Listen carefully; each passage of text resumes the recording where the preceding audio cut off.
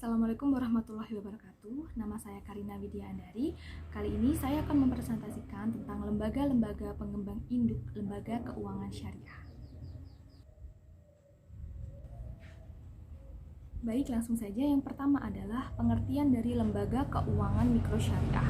Menurut Undang-Undang Nomor 1 Tahun 2013, lembaga keuangan mikro merupakan lembaga keuangan yang khusus didirikan untuk memberikan jasa pengembangan usaha dan pemberdayaan masyarakat, baik melalui pinjaman atau pembiayaan dalam usaha skala mikro kepada anggota dan masyarakat, pengelolaan simpanan, maupun pemberian jasa konsultasi pengembangan usaha yang tidak semata-mata mencari keuntungan. Jika lembaga keuangan mikro syariah sendiri, tentu saja di sana dia menggunakan prinsip syariah di dalam melakukan aktivitasnya.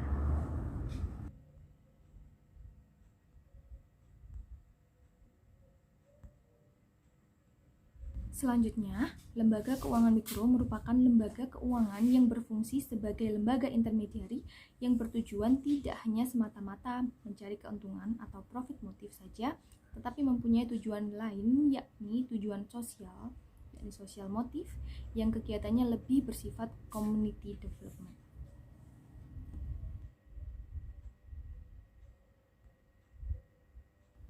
Baik, langsung saja. Lembaga-lembaga pengembang induk LKMS ada 3. Yang pertama yakni Pinbook, BMT Center, dan Inkopsya. Baik, yang pertama adalah Pinbook. Pinbook sendiri merupakan pusat inkubasi bisnis usaha kecil. Pinbook didirikan pada tanggal 13 Maret tahun 1995 di Jakarta atas gagasan Dr. Insinyur Amin Aziz yang kemudian diresmikan oleh Ketua Umum Ikatan Cendekiawan Muslim se-Indonesia. Konsentrasi Pinbook sendiri adalah BMT dan juga bergerak di bidang yang relevan dengan visi misinya. Selanjutnya adalah tujuan Pinbook berdasarkan dengan pendirian. Pertama, yakni mendukung tujuan nasional dalam pembangunan sumber daya rakyat sesuai dengan cita-cita Sumpah Pemuda, proklamasi kemerdekaan, dan garis-garis besar haluan negara. Yang kedua, yaitu menumbuh kembangkan sumber daya manusia dan sumber daya ekonomi rakyat kecil, pengusaha kecil bawah, pengusaha kecil, pengusaha menengah, dan lembaga-lembaga pendukung pengembangannya. Yang ketiga, yakni terwujudnya pengusahaan dan pengelolaan sumber daya yang adil, merata, dan berkejutan dalam suasana damai, maju pesat, dan dinamis. Dan tujuan yang terakhir yaitu meletakkan landasan-landasan yang cukup kuat bagi pertumbuhan nasional yang berkelanjutan. Yang kedua adalah tujuan Pinbook berdasarkan sasaran.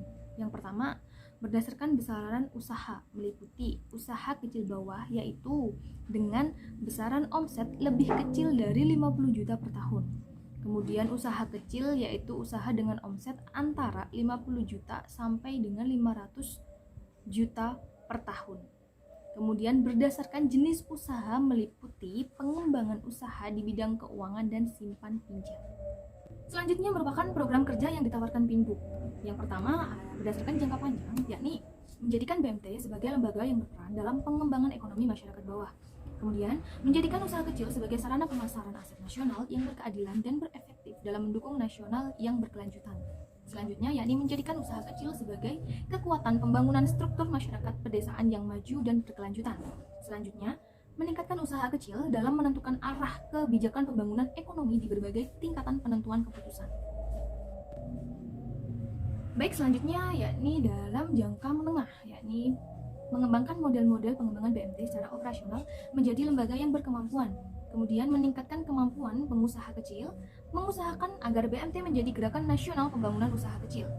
Kemudian yang terakhir yakni pengembangan kelembagaan dan fungsi Pinbook sebagai alat atau fasilitator dan dinamisator pengembangan usaha kecil dan BMT. Baik, selanjutnya adalah BMT Center, yaitu Baitul Mal wa Tamlin Center.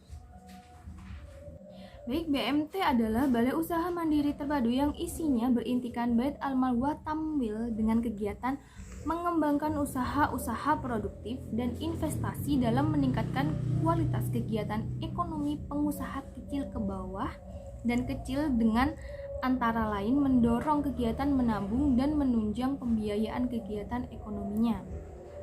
BMT Center sendiri dibentuk sebagai wadah bagi BMT-BMT dalam upaya pengembangan dan pembinaan BMT di seluruh Indonesia. BMT Center didirikan pada tanggal 14 Juni tahun 2005. BMT yang berbadan hukum koperasi menggunakan Peraturan Menteri Negara Koperasi dan Usaha Kecil dan Menengah Republik Indonesia Nomor 35.2 /M.KUKM/10/2007 tentang pedoman standar operasional manajemen koperasi jasa keuangan syariah dan unit jasa keuangan syariah. Baik, selanjutnya adalah filosofi kegiatan BMT, terdapat dalam beberapa surat di dalam Al-Quran dan hadis diantaranya, yaitu terdapat dalam surat Al-Baqarah ayat 275 dan 279, juga terdapat dalam surat At-Taubah ayat 103, juga terdapat dalam hadis riwayat Muslim nomor 2971. Dalam kitab Al-Masaqat diriwayatkan oleh Abu Sa'id Al-Khudri bahwa Rasulullah SAW bersabda, emas tidaklah dibayar dengan emas, perak dengan perak, gandum dengan gandum, tepung dengan tepung, kurma dengan kurma, garam dengan garam. Bayaran harus dari tangan ke tangan, cash.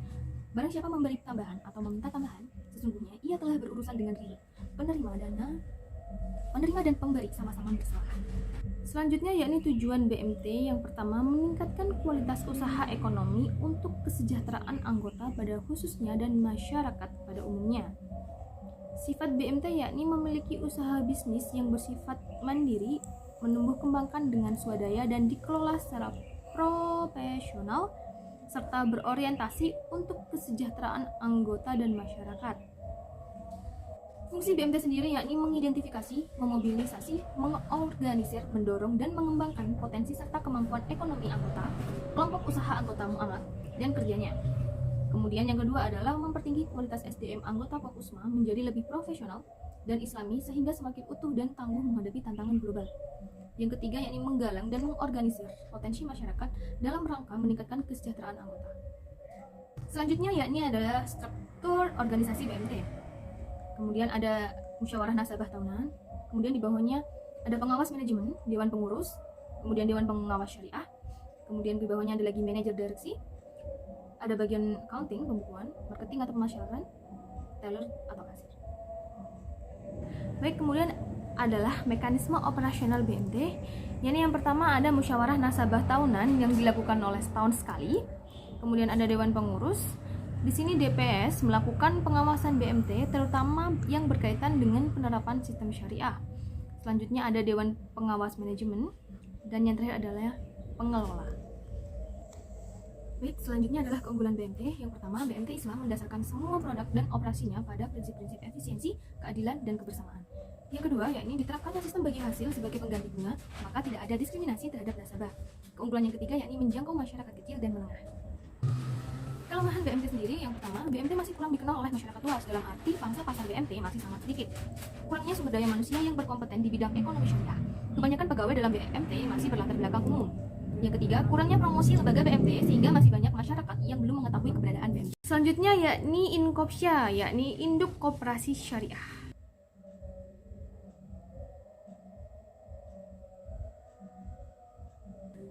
Baik, Inkopsya merupakan gerakan koperasi sekunder yang strateginya adalah menumbuh kembangkan anggota yang ada di seluruh Indonesia. Induk Koperasi Syariah ini himpunan BMT-BMT yang memiliki visi dan misi yang sama dalam mengembangkan amanah, yakni menyiarkan ekonomi ribawi ke ekonomi syariah seperti bagi hasil dan yang lainnya. Prinsip koperasi berdasarkan Undang-Undang Nomor 17 Tahun 2012 yaitu modal terdiri dari simpanan pokok dan surat modal koperasi. Landasan koperasi sendiri yaitu terdapat dalam Undang-Undang RI Nomor 25 Tahun 1992. Kemudian Keputusan Menteri Negara Koperasi dan Usaha Kecil dan Menengah RI Nomor 91-Kep-4-KUKM-9-2004.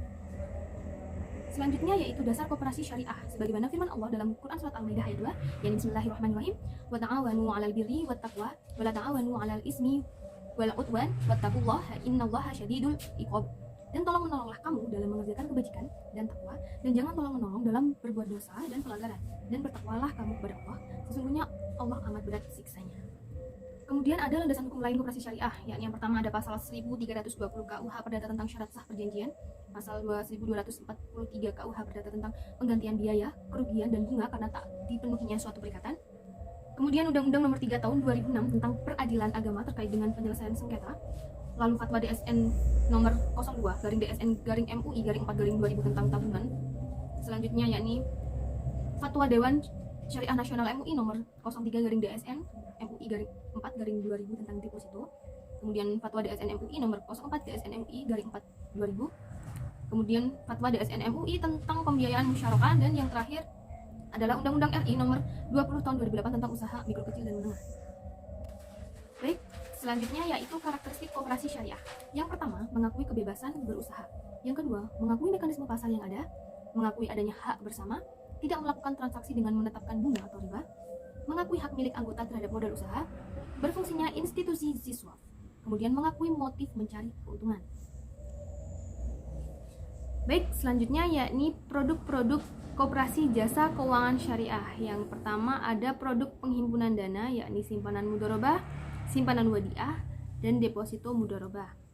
Selanjutnya yakni produk penyaluran dana, ada pembiayaan mudharabah, pembiayaan murabahah, dan pembiayaan musyarakah. Baik teman-teman, terima kasih atas perhatiannya. Sekian presentasi dari saya. Semoga apa yang kita pelajari hari ini dapat memberikan manfaat bagi kita. Amin ya rabbal alamin. Wassalamualaikum warahmatullahi wabarakatuh.